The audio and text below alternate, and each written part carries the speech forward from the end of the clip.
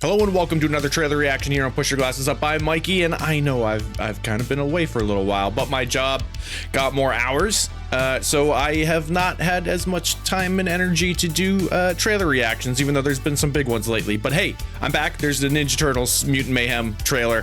I wasn't gonna miss this one, so let's get into it. But real quick before we do, hey, if you enjoy these videos, as infrequently as they've come lately, please like them, subscribe to the channel. It helps me out a great deal. We did lose some while I was having a little bit of a downtime period here, but hey, I appreciate when you're here and you're watching, and if you need to clean up that subscriptions folder, I understand. But yeah, I just I appreciate when you like and subscribe to the channel because it is helpful.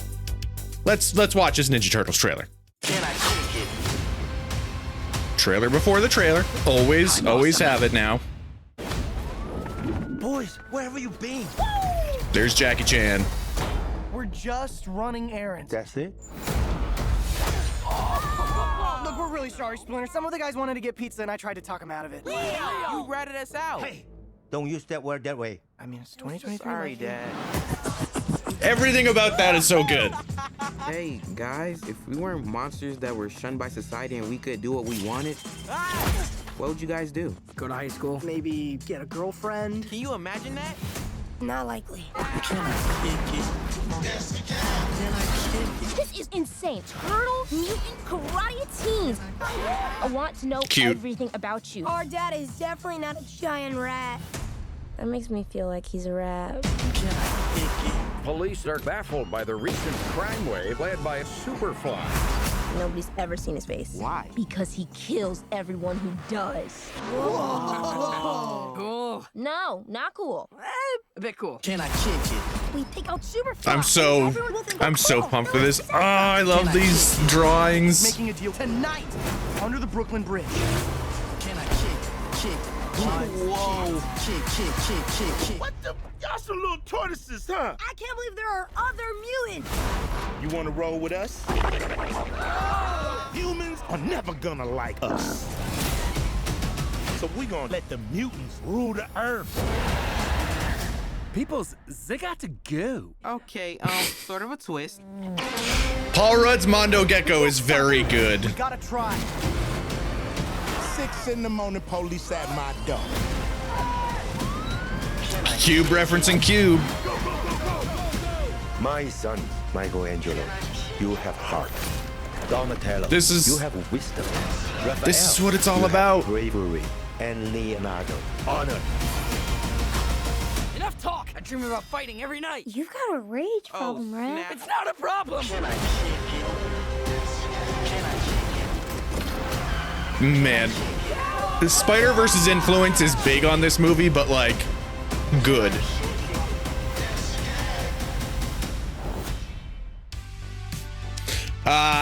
I am so excited for this movie. It is so Spider-Verse, as of me recording this, it comes out tomorrow evening. I'm seeing it tomorrow evening. That is my #1 most anticipated movie of the year. This and like Mission Impossible are sort of tied for the next spot. But man, just everything about this gets everything right about Ninja Turtles. They aren't just being played as like weird looking giant monsters like in the last iterations we got.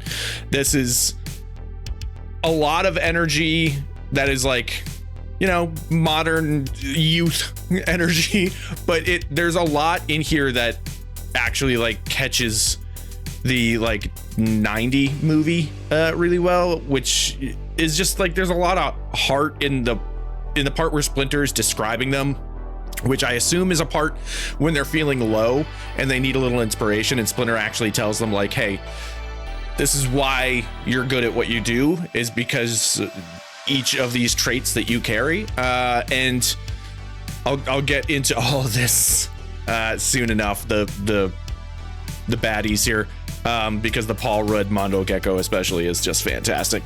But there is a thing with Ninja Turtles that when it's done right is immensely valuable in its storytelling, and it is about when they rally as a family. You know, the Michael Bay ones didn't do a great job with that stuff. There was a little bit of it, but it kind of flew by in the background a little bit more, as opposed to just being like a little bit more generic big dumb action movies. There's stuff with these characters that, like, when you actually let them kind of sit and have doubts and problems and issues with one another, and they overcome those, that's, you know, that's when they shine the most. And sort of to focus on them actually being like, especially being teenagers, like real teenagers, voicing them and stuff, I think it's going to help a lot to really reiterate how special that kind of storytelling can be in this franchise. Onto like the other stuff. I love this stuff with Splinter. Speaking of family, like to see one of the turtles actually calling him dad, I adore. It makes me so happy. The stuff with the baddies coming up here. So Superfly, I have been under the assumption since the cast announcements that Superfly is just, you know, the transformed version of Baxter, and we'll get the two different voices on that for that reason. I really, really like the direction they're going with these. Like, they're making them real freakos, and that's fantastic. I love how Mondo Gecko looks. I love Paul Rudd's. There's like a little bit of surfer dude in there, but like he's just a weirdo more than anything. I really like Ray Fillet and the way that shaped up. Bebop and Rocksteady, I'm curious how they're gonna like bleed that into a possible sequel with how they probably pair up with Shredder, and it's just a really cool take on this franchise that I'm like, I just said it a minute ago while the trailer was, you know, the audio was still on and stuff, but like Spider-Verse's influence, and I said this I think on the last trailer reaction for this movie too, Spider-Verse's influence on animation cannot be ignored.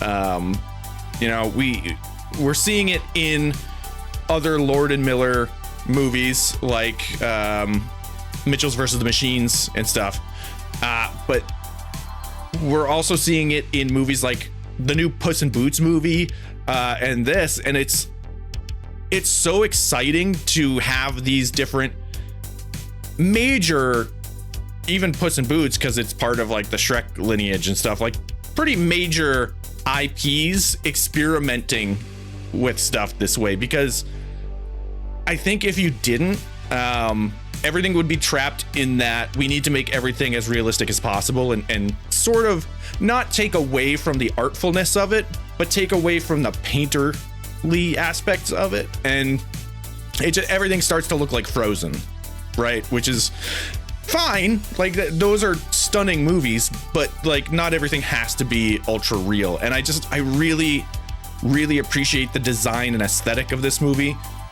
because it also, like, because it's this kind of design and aesthetic, they can go really weird with some of the mutant designs, and they can go in these weird proportion things. Like Mondo Gecko's hands are like this big, they're little tiny hands, and I like those decisions that are being made. So all of those reasons and more, I am thrilled with this trailer and how this movie is looking. I can't wait for August 2nd.